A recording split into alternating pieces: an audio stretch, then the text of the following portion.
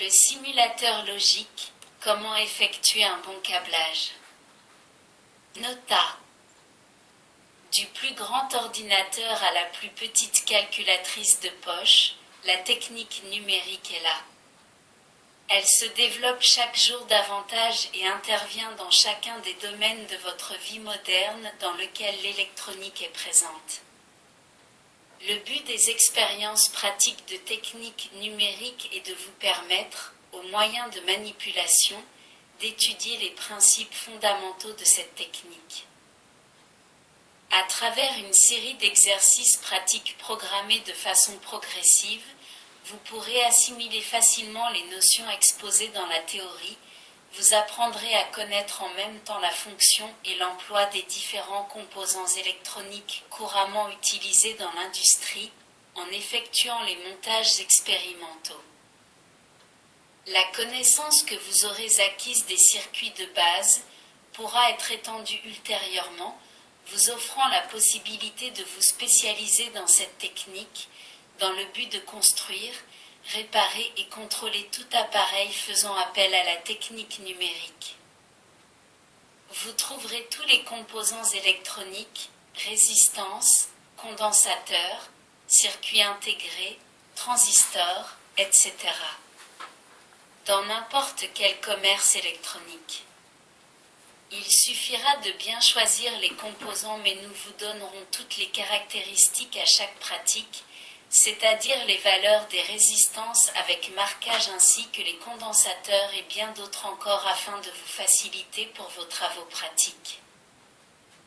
Une partie seulement du matériel de cette première pratique sera utilisée immédiatement pour les exercices, le reste sera employé par la suite, avec le matériel complémentaire de la série suivante, c'est-à-dire la deuxième pratique, la troisième, etc. Il est donc conseillé de séparer les composants dont l'utilisation n'est pas immédiate et de les placer en lieu sûr. Pour l'exécution des montages, suivez scrupuleusement au fur et à mesure des indications fournies, même si parfois certaines peuvent vous sembler superflues. Dans ce domaine, les contrôles ne sont jamais trop nombreux et encore moins inutiles. Note importante. Ne pas enlever les circuits intégrés de la mousse antistatique ou de l'étui antistatique avant leur utilisation immédiate car ils pourraient s'endommager irrémédiablement. Par commodité, nous tracerons les schémas électroniques partiellement à chaque pratique afin de mieux comprendre et nous vous expliquerons sur leur fonctionnement divers et enfin pour simplifier vos travaux ainsi que les montages expérimentaux.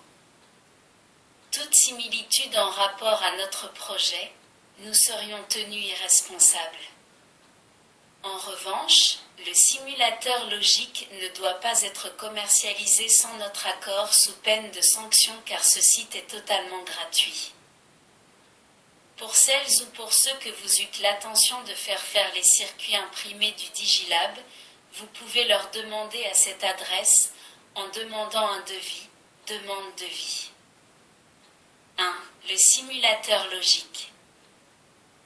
Dans cette pratique, vous commencerez le montage du pupitre du simulateur illustré dans la figure 1 intitulée Digilab qui permettra le déroulement du programme des expériences pratiques prévues dans notre projet. Vous aurez l'occasion d'apprécier en fin de montage l'utilité et la commodité d'emploi du Digilab dans la vérification du fonctionnement de différents types de circuits intégrés ou dans l'expérimentation d'un circuit électronique. En effet, dans un but didactique ou simplement pour le plaisir, il permet d'effectuer rapidement des montages expérimentaux relativement compliqués, sans nécessiter l'emploi du fer à souder et en évitant les difficultés généralement rencontrées lorsque l'on ne dispose pas d'un support approprié pour le circuit que l'on désire réaliser. Enfin, rendant possible la réalisation de circuits d'essai de toutes sortes, le simulateur logique peut se transformer en un appareil de contrôle et d'essai, utile pour la vérification individuelle des circuits intégrés dont sont constitués les appareils basés sur la technique numérique. 1.1. Caractéristiques générales du simulateur. Il se présente sous la forme d'un coffret dont la face supérieure comprend deux zones, figure 1. Sur la zone de droite sont disposés les éléments suivants. Ensemble d'affichage hexadécimal. Cet ensemble est formé par deux afficheurs hexadécimaux à matrice 4x 7 points avec circuit décodeur et mémoire incorporée permettant la visualisation de signaux numériques codés en hexadécimal dont nous parlerons ultérieurement. Ensemble indicateur à LED. Formé par 8 LED et leur circuit de commande, cet ensemble permet d'obtenir une indication visuelle des niveaux logiques présents en différents points des circuits étudiés. Groupe de connecteurs. Cet ensemble de connecteurs est constitué de 42 contacts permettant l'accès à toutes les fonctions du simulateur par simple insertion, sans soudure, des fils rigides constituant les liaisons. Double oscillateur d'horloge. Il s'agit de deux circuits oscillateurs à résistance et capacité, RC, indépendants l'un de l'autre, en mesure de fournir des signaux rectangulaires ayant les fréquences suivantes. Premier oscillateur, 1 Hz, 10 Hz, 100 Hz. Second oscillateur, 1 kHz, 10 kHz, 100 kHz. Comme les deux oscillateurs sont indépendants, deux signaux de fréquences différentes, l'un fourni par le premier oscillateur et l'autre par le second seront simultanément disponibles sur le groupe de connecteurs. La commutation des fréquences de chaque oscillateur se fait par la sélection de résistances de valeur appropriée. Détecteur de changement d'état. Ce circuit permet d'effectuer des contrôles sur les signaux numériques. Il permet, plus précisément, de vérifier l'instant où un signal passe d'un état à l'autre. Ensemble d'inverseurs mécaniques. L'ensemble d'inverseurs est constitué de 4 interrupteurs à deux positions permettant de disposer d'autant de variables de commande logique.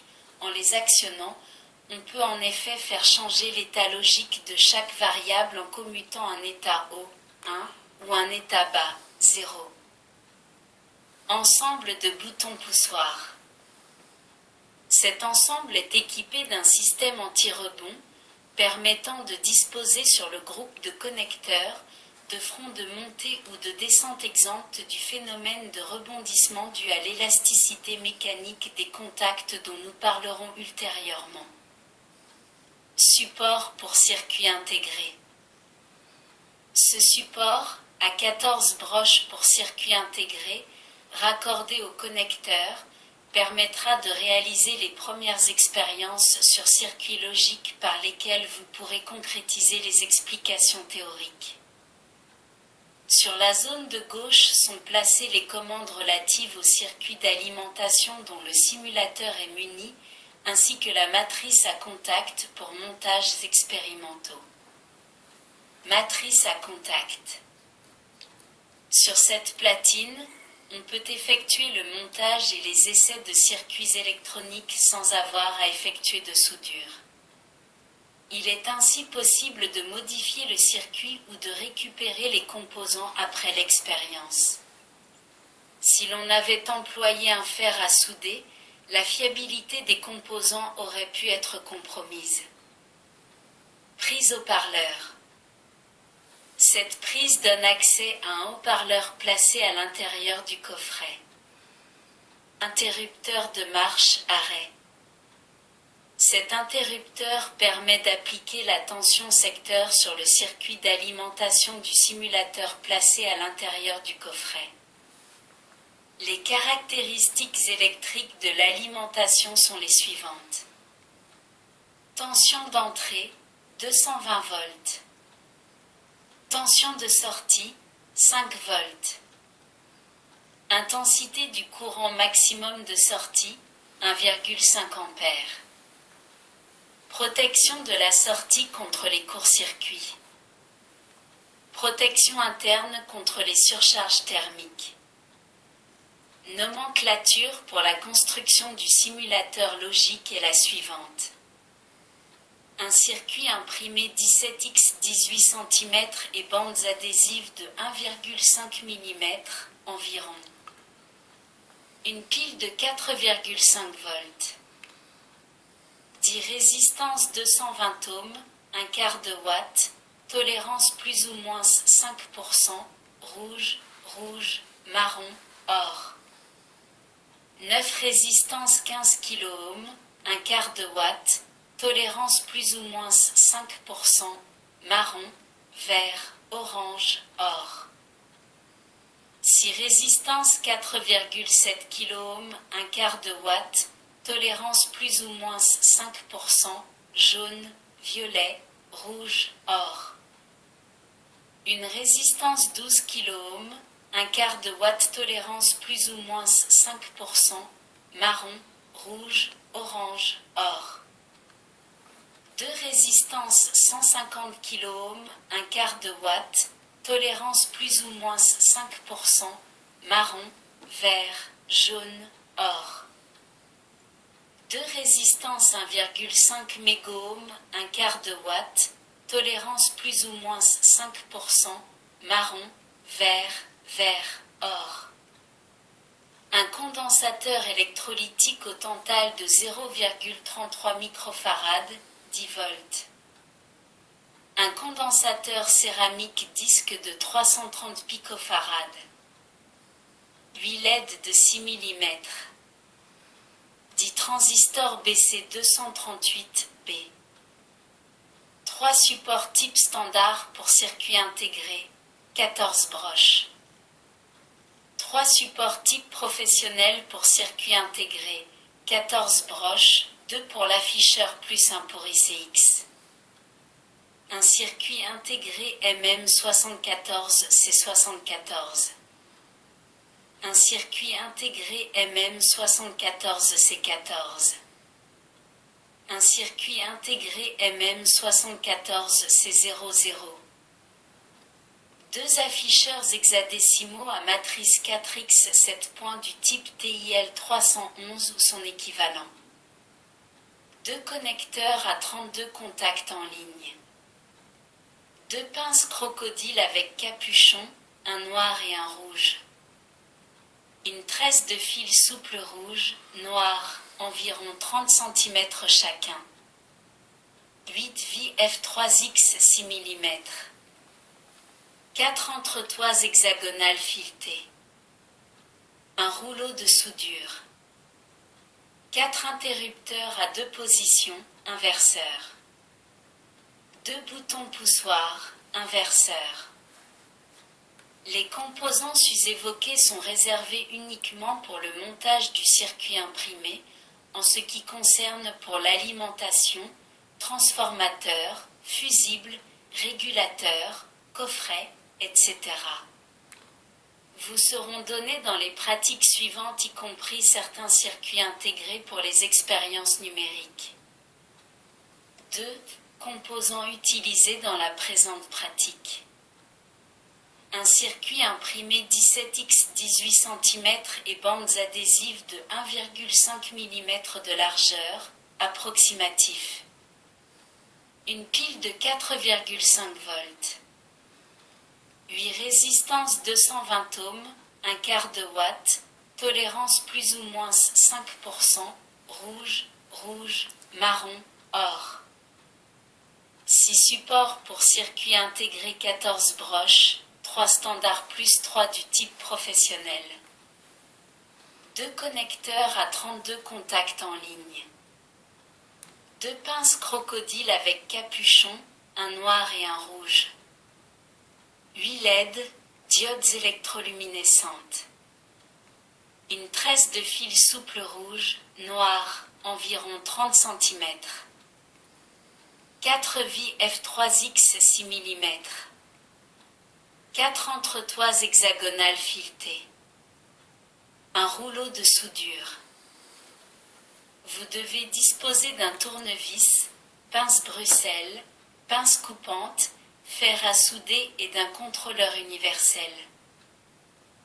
Nous avons mesuré le pour et le contre de concevoir le projet du simulateur logique sur plusieurs pratiques ainsi que les montages expérimentaux, car nous sommes conscients que certaines personnes ne pourront pas se permettre de tracer les pistes avec bandes adhésives sur le circuit imprimé ou d'acheter pratiquement tous les composants. Mais cependant, nous avons tout fait pour en faciliter les tâches. Vous pouvez également visiter les sites qui sont spécialisés dans le domaine de fabrication de circuits imprimés en simple ou en double face, pistes avec bandes adhésives, en leur demandant un devis par l'intermédiaire des moteurs de recherche en tapant dans la zone « circuit imprimé ». En fait, ce circuit imprimé n'est pas bien compliqué car en regardant de plus près comme vous pouvez le voir dans les figures 2 et 3, ce même circuit porte sur la face supérieure, ou côté sérigraphie, des indications sur l'emplacement des composants, figure 2, tandis que la figure 3 représente les tracés des bandes adhésives ou cuivrées à laquelle nous avons volontairement espacé les pastilles et bandes adhésives afin de mieux distinguer de façon à pouvoir les tracer correctement sur un circuit.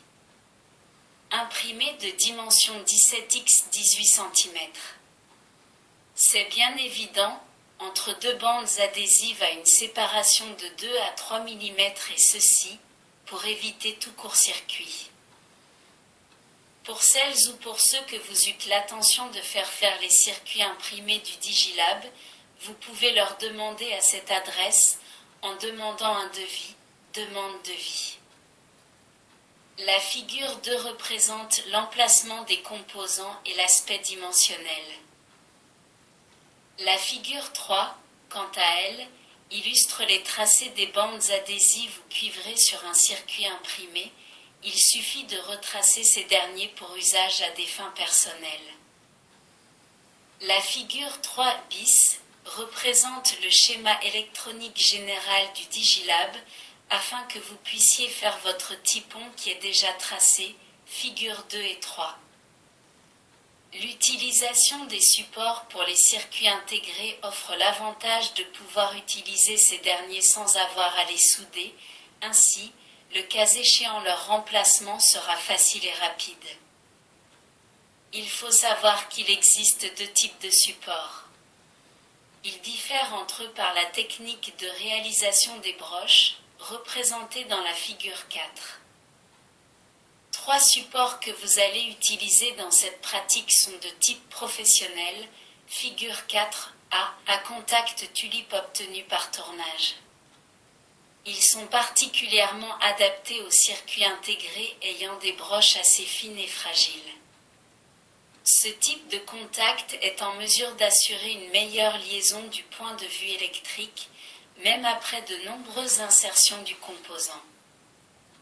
Les trois autres supports sont de type standard, figure 4B, adaptés à un usage courant. Pour un montage correct de ces supports, consultez attentivement les remarques concernant leur orientation, car selon les constructeurs, le système de repère de la broche 1 diffère quelque peu, figure 4. Les diodes LED sont pourvues de deux électrodes, anode et cathode, devant être correctement identifiées au moment des montages. Dans le cas contraire, les LED peuvent être endommagés. La figure 5 vous montre comment distinguer la cathode de l'anode d'une LED. 2.1. Comment effectuer un bon câblage? Avant de commencer le travail du montage, il est bon d'attirer votre attention sur quelques remarques qui vous permettront de réaliser de bonnes soudures. Comme vous avez pu le noter en observant la face inférieure du circuit imprimé, côté piste de cuivre, figure 3, les pastilles sur lesquelles vous devez effectuer les soudures sont dans la plupart des cas très rapprochées. Il est donc nécessaire d'utiliser un fer à souder avec une panne très fine. De plus, la puissance du fer à souder doit être comprise entre 15 et 25 watts afin de ne pas endommager les pastilles ou les composants à souder. Le fer sera muni d'un transformateur d'isolement ou sera débranché pendant la soudure.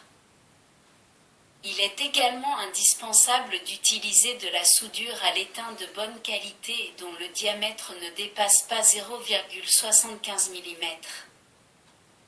Le matériel que vous avez à votre disposition ou acheté récemment doit répondre parfaitement à ces exigences. En aucun cas, vous ne devez utiliser de la soudure ou un fer à souder ne répondant pas aux exigences indiquées ci-dessus.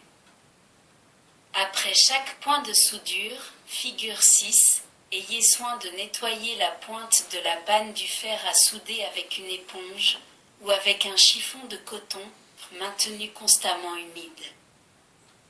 Pour effectuer une bonne soudure, pratiquez comme suit.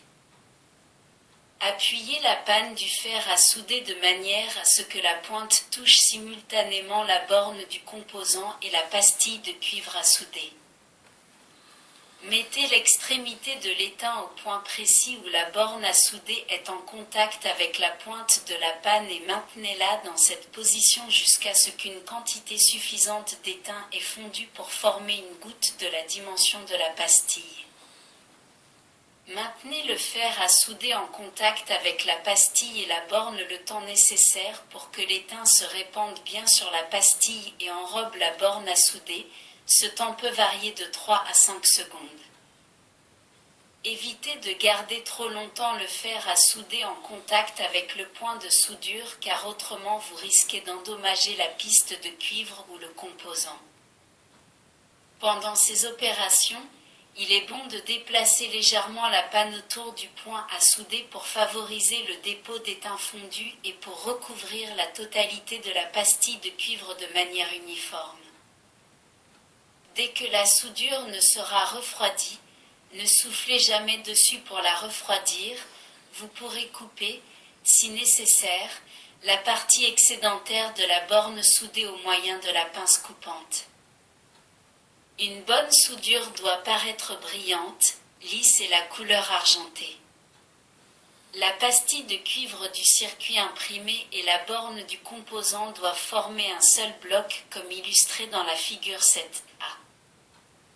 Si par contre, la soudure a un aspect irrégulier et granuleux, ou se présente comme une boule de mercure, figure 7b, il s'agit d'une soudure froide due à la fusion incomplète de l'étain sur les parties à assembler.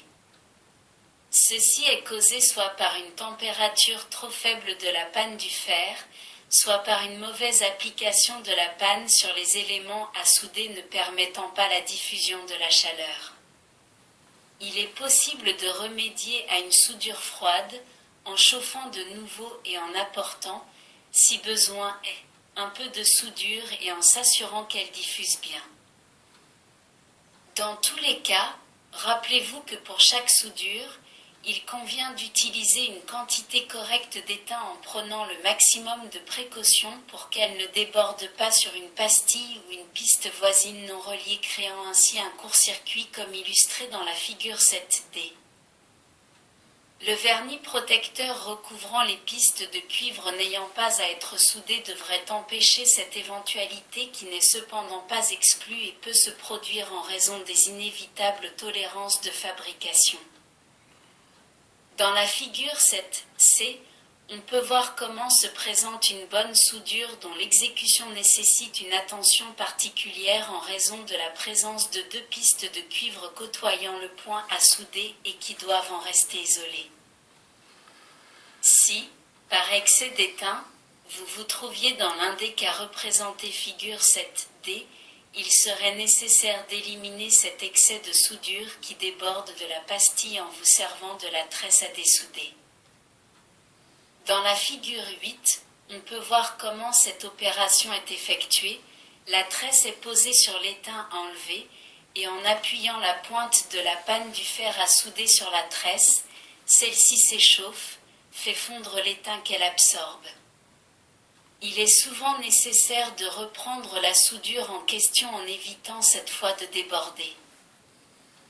Avant de commencer les travaux, Rappelez-vous de la nécessité de procéder avec le maximum de précaution et de soin au cours des phases de travaux prévues, en raison de la complexité, bien que progressive, des circuits à réaliser et de l'emploi de composants miniaturisés.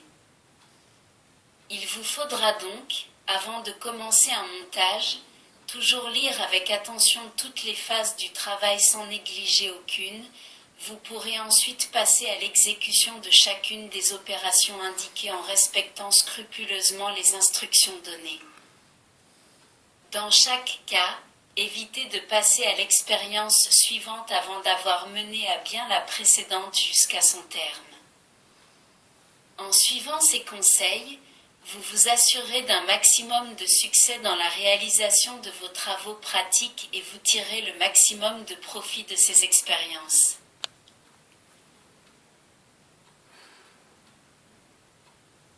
Merci de votre écoute. À bientôt.